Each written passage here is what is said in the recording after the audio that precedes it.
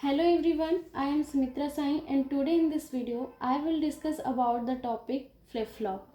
So here to understand flip-flop we must know that what is flip-flop. A flip-flop is a sequential digital electronic circuit having two stable states that can be used to store one bit of binary data. तो हमारा जो flip flop होता है एक sequential digital electronic circuit होता है। Sequential digital electronic circuit का मतलब होता है एक ऐसा सर्किट होता है जिसमें आउटपुट को इनपुट की तरह लिया जाता है और उनको अनदर आउटपुट मिलता है। बेसिकली हमारा जो फाइनल आउटपुट होता है वो प्रीवियस आउटपुट और इनपुट पर जो होता है डिपेंड करता है। तो इस तरह के जो डिजिटल इलेक्ट्रॉनिक सर्किट्स फॉर्म होते हैं उन्हें हम सीक्वेंशियल डिजिटल इलेक्ट्रॉनिक सर्किट कहते हैं। ये दो तरीके के स्टेबल स्टेट को जो है कंसिस्ट करता है जिसे हम सेट और रीसेट के फॉर्म पे जानते हैं और basically it is use to store one bit of binary data. तो ये जो फ्लिप फ्लॉप्स होते हैं बेसिकली ये one bit of binary data like 0 1 high low की जो इनपुट डेटाज होते हैं या जो डेटाज होते हैं उनको वो स्टोर करते हैं। Flip flops are the fundamental building blocks of all memory devices. तो जो फ्लिप फ्लॉप्स होते हैं वो मेमोरी डिवाइसेस के सबसे फंडामेंटल यूनिट होते हैं and it can be construct using 4 NAND और 4 nor gate.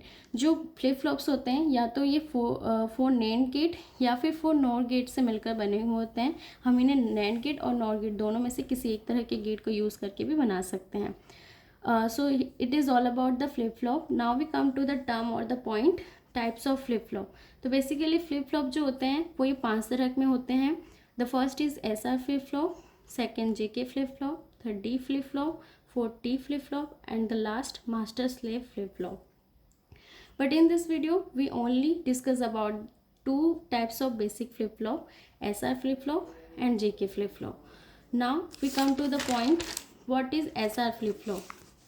So here SR flip flop, the SR flip flop also known as a SR latch. तो जो हमारा SR flip flop होता है उसे हम SR latch की तरह भी जानते हैं। So here the SR latch is a circuit with 2 cross coupled NOR gate और 2 cross coupled NAND gates in electronics. जैसे कि हम यहाँ पे इसके सर्किट डायग्राम को समझें तो जो SR फ्लिप फ्लॉप होता है तो इसमें या तो हम NAND गेट यूज़ करते हैं या फिर NOR गेट। तो दो तरह के NAND या फिर NOR गेट के बीच में जो क्रॉस कपल्ड होते हैं, क्रॉस कपल जो ये डिज़ाइन करते हैं या फॉर्म करते हैं इसे ही हम लेच बोलते हैं। बेसिकली ये SR फ्लिप फ्लॉप है इसलिए इसे SR लेच भी कहा जाता है। ये दो तरह के इनपुट को कंसिस्ट करते हैं। The first is S which is stands for set and the second is R which is stands for reset. इसके अलावा हम इसको एक और इनपुट प्रोवाइड करते हैं दैट इज़ क्लॉक पल्स और हमको आउटपुट के टर्म पे Q एंड Q बार मिलता है जहाँ पे Q एक आउटपुट होता है साथ में Q बार भी आउटपुट होता है जो कि Q का एक कॉम्प्लीमेंट होता है। अब इसमें देखते हैं the SR flip flop is basic flip flop. तो जो हमारा SR फ्लिप फ्लॉप होता है वो सबसे ज़्यादा बेसिक फ्लिप फ्लॉप होता है another as compare to the another flip flop. Among all the flip flops all the other flip flop are the developed after SR flip flop. सबसे पहला flip flop जो था वो SR फ्लिप फ्लॉप था, उसके बाद बाकी फ्लिप फ्लॉप्स को जो है डेवलप किया गया। SR flip flop is represented as shown in below. तो हम इस डायग्राम को देखें जो बेसिकली SR फ्लिप फ्लॉप का एक सिंबल होता है या फिर उसका इक्विवेलेंट सर्किट की तरह होता है जैसे हम देख सकते हैं जहाँ पे S और R एंड क्लॉक पल्स ये 3 टर्मिनल्स होते हैं, S reset and clock pulse as ये इनपुट को इंडिकेट करते हैं। सिमिलरली आउटपुट के टर्म पे हम Q एंड Q बार लेते हैं। Q is the output and the Q bar is inverted output. Now we come to the point और the term truth table. SR flip flop की अगर ट्रूथ टेबल की बात करें तो इसमें 3 input S and R and clock pulse होता है और as an output Q and Q bar होता है। साथ में एक कंडीशन टर्म होता है जहाँ पे जो ये डिस्क्राइब करता है कि किस कंडीशन में मतलब हम जब इनपुट प्रोवाइड करते हैं तो हमको आउटपुट जो है वो किस टाइप की कंडीशन में मिलता है। तो now we have to understand the truth table of SR flip flop with the help of its operation. So here सबसे पहले हम बात करते हैं नैंड गेट की ट्रूथ टेबल की। हम इस बात इसलिए कर रहे हैं क्योंकि हमारा जो फ्लिप फ्लॉप है वो नैंड गेट की हेल्प से बना हुआ है। तो अगर हम यहाँ पे 2 इनपुट नैंड गेट के ट्रूथ टेबल को अगर देखें तो हमारा जो आउटपुट है वो 1 तब मिलता है जब दोनों में से कोई एक इनपुट 0 हो या दोनों ही इनपुट 0 तो आउटपुट हमको 1 मिलता है। अगर दोनों ही इनपुट 1 है तो इस कंडीशन में हमको आउटपुट 0 मिलता है। तो ये जो कॉन्सेप्ट है वो फ्लिप फ्लॉप बेसिकली हम SR फ्लिप फ्लॉप के वर्किंग और इसके ऑपरेशन को समझने में बहुत ज़्यादा हेल्पफुल होता है। तो पहला केस हम देखते हैं। पहला केस जब हमारा S और R दोनों इनपुट को हम एज एन 0 इनपुट प्रोवाइड करते हैं तब इस कंडीशन में इसमें क्या ऑपरेशन होता है। तो जब S और R दोनों 0 होते हैं, क्लॉक पल्स जो हमेशा पॉजिटिव और 1 की कंडीशन में होते हैं, तो हमने देखा जब दोनों में से कोई एक इनपुट 0 होता है तो आउटपुट हमेशा हमको 1 मिलता है। ये तो हो गई इस इनपुट की बात। लेकिन इस वाले इनपुट को हम कैसे आइडेंटिफाई करें, इसके लिए हम यहाँ पे 2 तरह का मोड्स लेते हैं। पहला होता है हमारा set mode and the second is reset mode. Set mode में Q1 होता है, Q बार 0 होता है। रीसेट मोड पे हमारा आउटपुट Q जो है वो 0 होता है और आउटपुट Q बार जो होता है वो 1 कंडीशन में होता है। तो पहले हम सेट मोड की बात करें तो सेट मोड में हमारा जो Q बार इन आउटपुट है that is 0 is considered as a input of this gate G3। तो इसके लिए ये इनपुट की तरह काम करेगा। तो 1 0 कोई एक इनपुट 0 है तो आउटपुट भी हमको क्या मिलेगा, 1 मिलेगा। और इस कंडीशन में यहाँ पे आउटपुट 1 जो इसकी तरह इसके लिए इनपुट की तरह काम करेगा तो 1 और 1 हमको 0 मिलेगा। तो हमने क्या देखा, जैसे हमने प्रीवियस आउटपुट 1 0 लिया तो हमको फाइनल आउटपुट भी 1 0 सिमिलरली मिला, कोई भी चेंज नहीं हुआ। अब हम बात करते हैं, ये तो हो गया सेट मोड की। अगर हम रीसेट मोड में देखें तो रीसेट मोड में हमारा ये Q बार वाला जो आउटपुट है वो 1 की रीसेट मोड में पहले हम ये देख लेते हैं कि रीसेट मोड में Q हमारा 0 और Q बार हमारा 1 होता है। तो सबसे पहले हम बात करते हैं यहाँ पे ये हो गया 1 तो इसके लिए ये 1 हो जाएगा और ये जो आउटपुट है 0 तो इसके लिए ये इनपुट जो है वो 0 हो जाएगा। तो हमने क्या देखा कि बेसिकली कोई भी इनपुट अगर 0 है तो आउटपुट हमेशा हमको 1 मिलता है। अब ये वाला आउटपुट 1 है तो ये वाला इसके लिए इनपुट की तरह काम करेगा दैट इज़ 1 1 1 तो हमको आउटपुट में 0 मिलेगा। तो जब हम रीसेट में जो हम प्रीवियस आउटपुट दे रहे हैं तो फाइनल आउटपुट भी हमको वैसा ही मिल रहा है। तो बेसिकली हम दे सकते हैं कि जैसा हम इनपुट दे रहे हैं हमको आउटपुट भी वैसा मिल रहा है, that is no change condition. तो ये होगी हमारी फर्स्ट केस की बात। अब हम डिस्कस करते हैं इसके सेकेंड केस की बात। सेकेंड केस में क्या होगा, हमारा S 0 होगा और R 1 होगा। तो इस कंडीशन में क्या होगा, जब हमारा S 0 और R 1 हो तो इस कंडीशन में क्लॉक पल्स 1 दोनों के लिए तो 0 और 1 एक इनपुट 0 है तो आउटपुट 1 मिलेगा, 1 एंड 1 0। अब इस कंडीशन में Q के लिए और Q बार के लिए हम पहले सेट मोड को देखेंगे। सेट के लिए Q1 Q बार 0 तो ये वाला जो इनपुट है वो 0 की तरह कंसिडर होगा और ये वाला जो इनपुट है 1 की तरह कंसिडर होगा। तो हमने सबसे पहले ये देखा था कि जो इनपुट अगर कोई एक 0 होता है तो आउटपुट हमको हमेशा क्या मिलता है, 1। तो इस कंडीशन में ये वाला जो आउटपुट है अब इसके लिए ये इनपुट की तरह काम करेगा दैट इज़ 1। तो 1 और 1 हमको क्या मिलेगा आउटपुट में, 0। सिमिलरली अब हम रीसेट के लिए भी वही देख लेते हैं। रीसेट के लिए क्या हो जाएगा, जब हम 0 और 1 रीसेट के लिए Q 0 और Q बार 1 होगा तो इस कंडीशन में इसके लिए अब इसके रीसेट मोड की देखें तो रीसेट मोड में Q 0 Q बार 1 अब इसके लिए इनपुट की तरह काम करेगा दैट इज़ 1 और इसके लिए ये जो है वो इनपुट की तरह काम करेगा that is 0।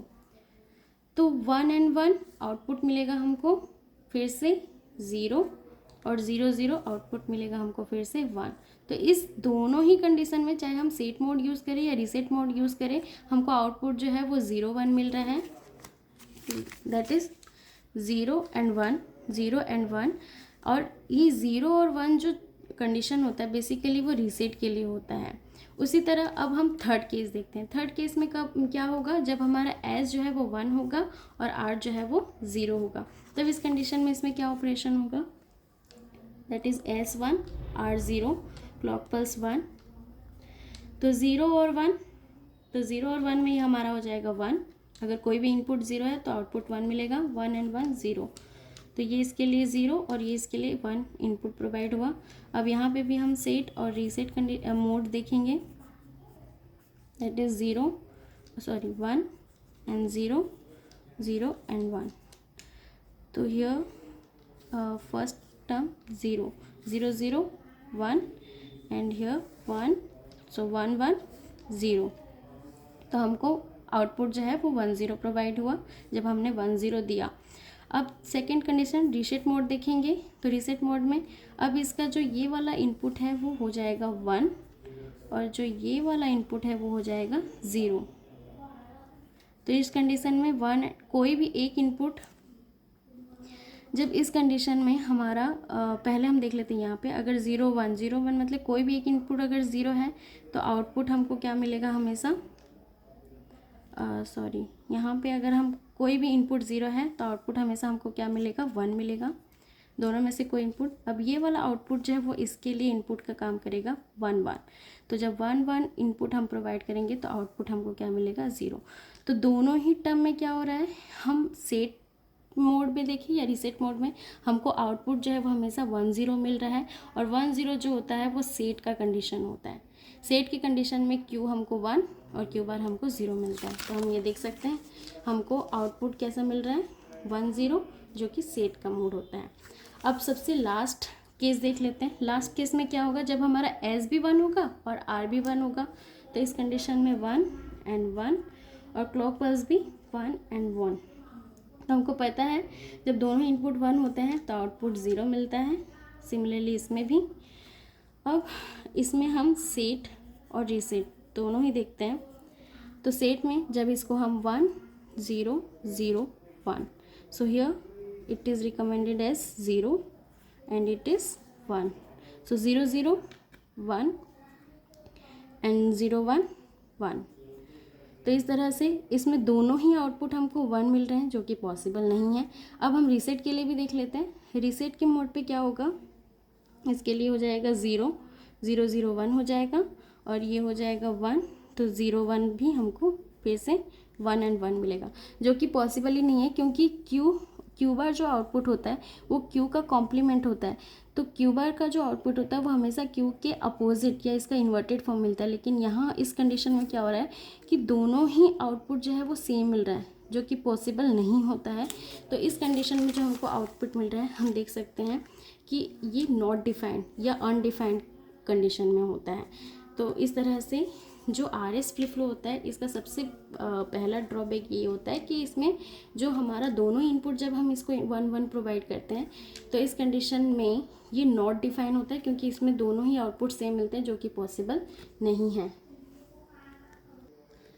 Now we come to the another type of flip flop, that is JK flip flop.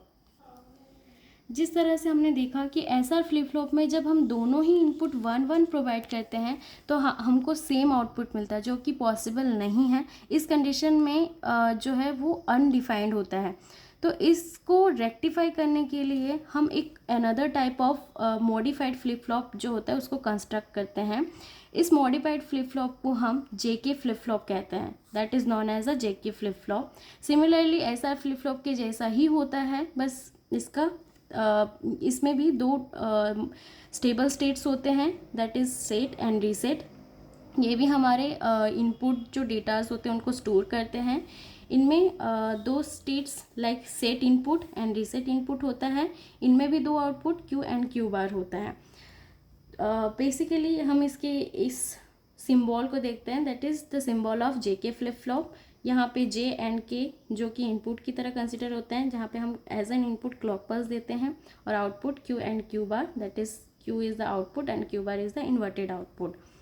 It is the most versatile of the flip-flops and it has not an undefined stable like SR flip-flop.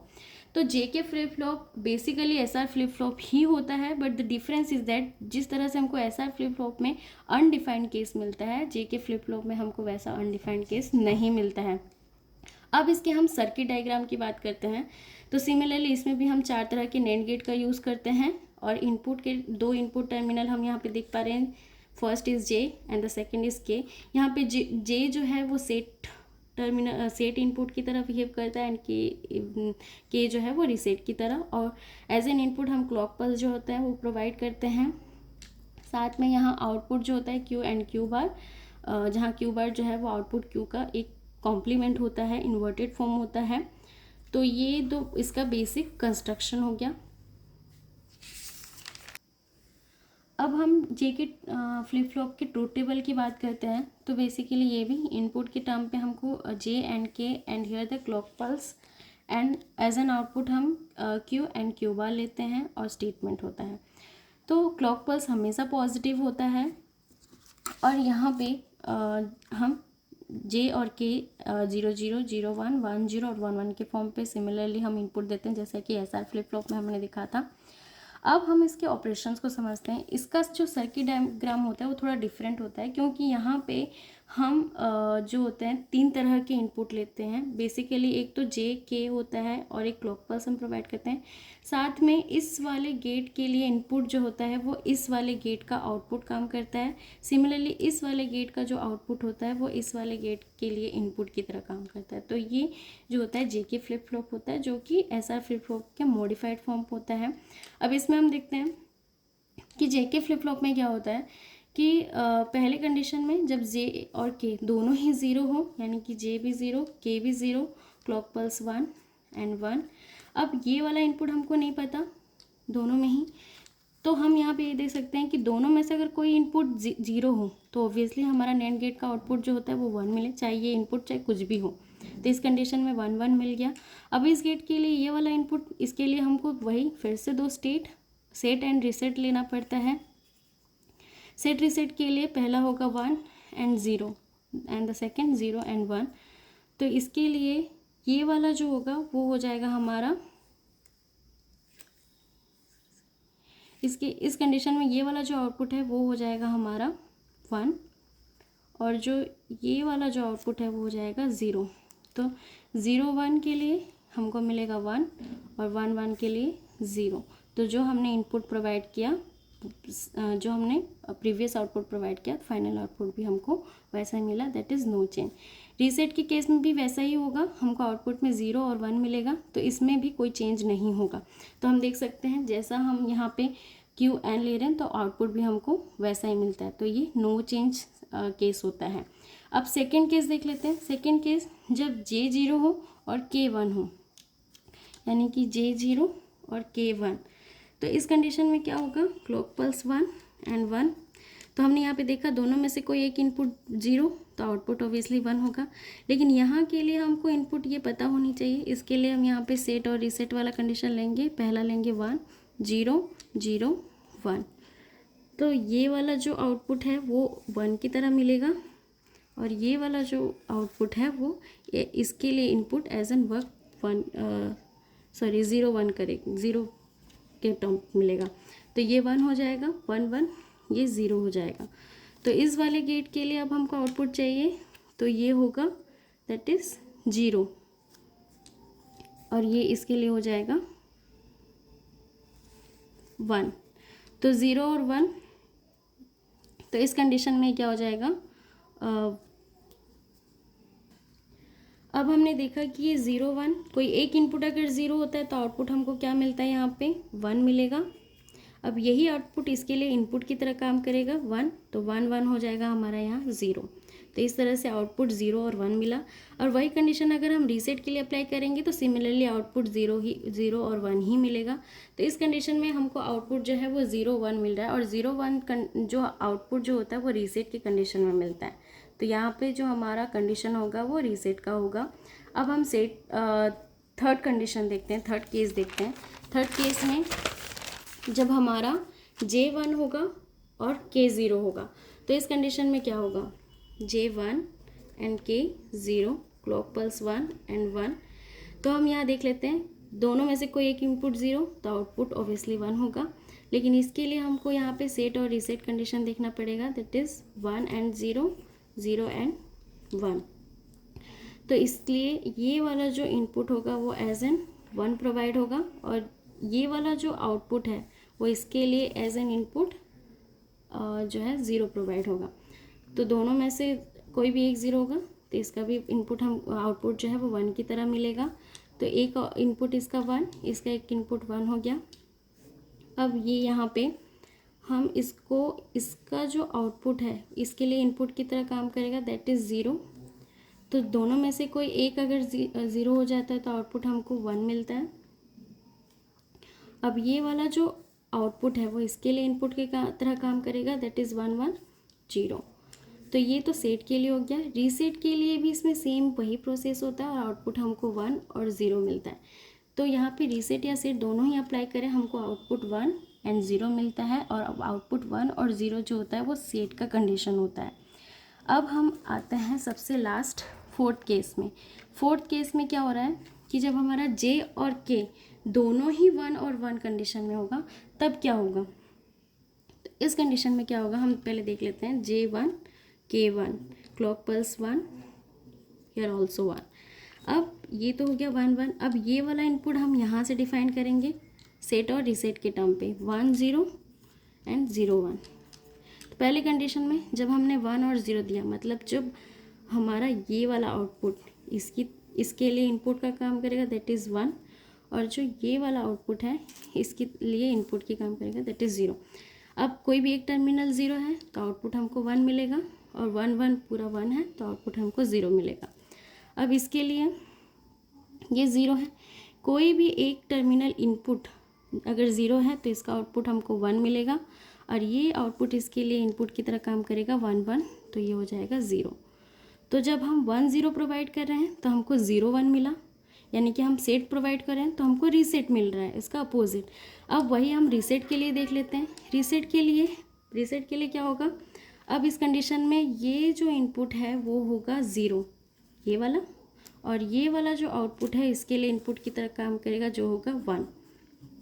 तो हमने क्या देखा कि यहाँ पे जो है जो 0 है, कोई एक टर्मिनल अगर 0 होता है तो इस कंडीशन में क्या होता है, आउटपुट हमको मिलता है 1, और इस कंडीशन में तीनों ही इनपुट 1 है तो ये हो जाएगा 0। तो अब हम देख लेते हैं, ये इनमें से कोई एक इनपुट 0 है, इसका मतलब है कि इसका आउटपुट जो है वो हमको क्या मिलेगा, 1 मिलेगा। अब इसका जो आउटपुट 1 है वो इसके लिए इनपुट की तरह काम करेगा, तो इस कंडीशन में 1 और 1 क्या हो जाएगा, 0। तो हमने देखा जब हम सेट कंडीशन देखते हैं तो हमको रीसेट आउटपुट मिलता है, जब हम रीसेट देते हैं तो हमको सेट मिलता है। बेसिकली जब हम यहाँ पे QN देंगे तो हमको QN बार मिलेगा, QN बार देंगे तो QN मिलेगा। तो ये जो कंडीशन होता है वो RS फ्लिप फ्लॉप में नहीं होता है, RS फ्लिप फ्लॉप में ये अनडिफाइंड होता है। तो उसे रेक्टिफाई करने के लिए हमने JK फ्लिप फ्लॉप को समझा, जिसमें ये वाला कंडीशन आता है जिसे हम टॉगल कंडीशन बोलते हैं। टॉगल कंडीशन में अगर हम QN प्रोवाइड करते हैं तो QN बार मिलता है, और हम एज अ प्रीवियस आउटपुट हम QN बार देते हैं तो हमको फाइनल आउटपुट QN मिलता है। तो this is all about flip flop and it's type like RS flip flop and JK flip flop. So here this is all about flip flop. Thank you.